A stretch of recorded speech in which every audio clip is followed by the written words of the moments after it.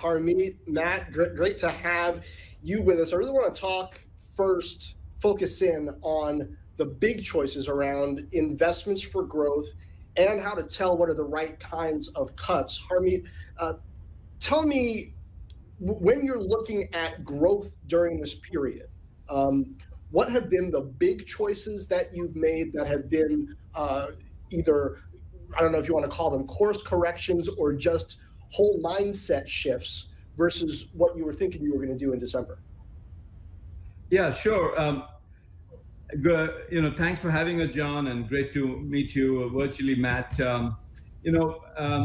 As we got into the crisis, or before we got into the crisis, we had tremendous momentum. We had one of our strongest quarters, and we were really focused on growing this business for the long term. We continue to be focused on building this business for the long term. We are a purpose-driven company, and so are constantly guided by our values. In terms of choices, our focus over the last couple of quarters has been to grow our market share. We're continuing to build a brand, continuing to connect with the consumer digitally, as well as the stores have opened operationally, using contactless methods, etc. Our focus is also being on accelerating the digitization of both the consumer experience and the employee experience. And in terms of the consumer experience, things like launching buy online, pick up in the store, shipping from the store, things that were in our pipeline but would have taken years have now actually been accelerated. And we've actually launched it and are scaling it, big time. We are also quantify that for us as much as you can. What's the degree of the acceleration? How much in terms of resource, in terms of capital, have you shifted from something else into speeding up that both internal and external digitization process? Yeah, so I would say, we went into the year with the plan of spending $200 million in capital. Our latest guidance is 160, but where we cut capital was on opening new stores, some of the maintenance capital. Where we refocused and repivoted was on digitization, accelerating AI, accelerating the digitization of the consumer experience, connecting with our employees who are all working from home. And there's a new way of working today than it was earlier ago. And so we're automating at a very much accelerated pace. I would say we've taken probably a year and maybe months off the speed of execution. And we're doing it right because we have a large system and because we have our own stores. We're able to test, quickly course correct, and then scale up. And I think that's been the power of what the system has been able to do over the last couple of months. There has been reallocation of resources. We've had to cut organic costs. We had to cut organic capital spend and reallocate towards things that the consumer and the employee is drawn to. What we call clear changes in preference that we think are going to be here for the long term. Mm-hmm. All right, Harmit, that's a great start. Matt, we talked about financial resources for a couple minutes there, and tell me about the human resources. Hilton was named best company to work for 2 years in a row, and then we enter into this period of pandemic where you're going to have fewer people working for you. So when you think about how you communicate with the workforce, how you cut the workforce, what that does to your culture, when you've been touting how great a place this is to work, what are the adjustments you've had to make? Yeah, John, thank you. Great to be with you and Harmit today. Thanks for the opportunity to share Hilton's story. And I would say the answer to your question is we had to true back to what made us great in the first place, and that's our mission, our values, our vision for what we wanted to be as a company, and put those on display like never before. I think it's safe to say that vision, mission, values are always on display in a corporate construct as you go about executing your strategy, but never are they more important than at a time of crisis. And for us, our threshold of thinking about how to manage our way through the crisis started with protecting the core of our business, which is really our people. You think about the hospitality industry, we're really about people serving people. And so for us, now values on display, living them every day, using them as a threshold to make decisions about how we were going to go about maintaining our operations where it was plausible to do so, was really the way we looked at decision making from the beginning of the crisis up until and through now, and we expect that to be the case ongoing. So Matt, what's the main thing that you are asking your CFO for? If it's different systems for data to be able to manage the workforce differently, if it's money for training, if it's a rethink around facilities, what's your big ask of finance? Yeah, I would say clarity in terms of what we can afford as we work our way through the crisis is really what we need from our finance brethren. And the dialogue that I have with our CFO here at Hilton is around the notion of tell us, the boundaries within which we're going to operate as we work our way through this crisis. And we'll make the trade-offs relative to protecting the core of our business from a people perspective and how to reinvest accordingly as we work our way through the crisis. Like I'm sure all companies, we have to prioritize as we work our way through this crisis. We have to adjudicate trade-offs, and we have to make sure we're investing where we're going to get the highest return on investment from a people perspective. In our business, it ranges from operations that have been completely suspended during this crisis to those that are just reopening and how we're going to reopen them more effectively and efficiently, and then how we are going to leverage the acceleration of technology that we're all seeing in all of our businesses, whether that be a work from home type of technology acceleration, or for us in the hospitality industry, the entire horizontal experience of using your technology to dream about a trip, book your trip, ultimately activate your trip when you arrive at one of our Hilton properties, and essentially engage with our workforce at a property level using technology now as we move to more of a touchless and socially distanced type of hospitality delivery. Well, Harmit, everybody wants clarity from the CFO during a time of chaos, and that's fair because you've got the money, and it's unfair because how can there be clarity in a time like this? What's the framework that you use to offer as much clarity as possible so that all of your colleagues in the C-suite can do their jobs? Yeah, I think the first is we're working collectively together. During the crisis, we've been meeting daily as an executive team. The principle of being nimble, listening to all our stakeholders, our employees, our consumers, our shareholders, our board, and understanding different perspectives, but with a strategic focus that we are going to emerge stronger. We're building this company for the long term. We're guided by our values. I think allows us to plan on a more regular basis. Gone are the days where you have 6-month plans or annual plans which are longer than 12 months, etc. We've got to start planning through different scenarios. So my team has a high scenario, middle scenario, and a low scenario, and we're constantly updating it.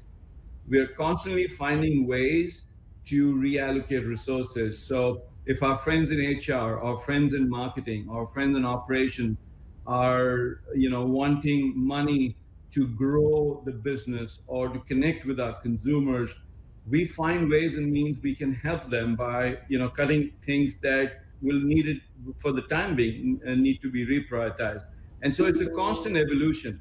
And and I think just being nimble is critical, but more importantly, being transparent. We've got weekly dashboards where people know how the business is trending. We have regular forecast updates. People know where we are headed. And as because I think the way I think about it, John, is we have to be clear on the things we are certain about and be clear on the things we are uncertain about. The things that we're certain about are, the safety of our employees, our brand, the financial health of the company, and our long-term goals. The things we are uncertain about is just visibility into the future, the timing of the vaccine. And to be honest, it's not been one crisis. We've had crisis after crisis. It started with the pandemic, then the recession, then the social injustice. Then we've had the climate issues, hurricanes and fires in California and Oregon. And so it's a constant evolution. And I say to people, there is no bad idea. Every idea needs to be put on the table because we're working collectively as against each other. One idea that a lot of people have during this period is cutting back on real estate investment. I wonder, when you look at least in the short term, doing that, how much are you careful not to overdo it? Because in the first couple months of this pandemic crisis, I heard a lot of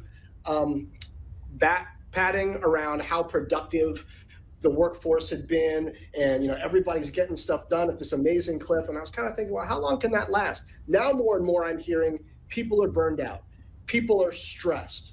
There are mental health consequences to this. That's a cost on the human side that's going to translate one way or another to the finance side, right? Whether it means you have to bring people together to get things done so that they feel cohesive, whether that means that you have to spend more on the environment for people at home so that they feel secure. So Harmit, how are you factoring that in, even as you're happy about how productive people have been up to this point? Yeah, it's a very good point you bring up, John. The myth that working from home is not productive has been busted. The new ways of working, and I believe we're going to settle into a culture where working from anywhere is going to be the new norm. Work from home, you can work from the office, or you can work, a hybrid arrangement. What we did very quickly is any new commercial real estate that we were exploring, we pulled the plug on. And we said, at a minimum, let's figure out how we're going to reorient the new workplace. Employee burnout is a core issue. What we have done, first, we've listened to our employees. You've got to be empathetic. You've got to communicate, as was just mentioned by Robin, from Workday on a more regular basis. We've just announced that there will be no meetings on Fridays. Every last Friday of the month is going to be off for the company. Our meetings are going to be shorter, and we're going to communicate more digitally. I'll give you an example.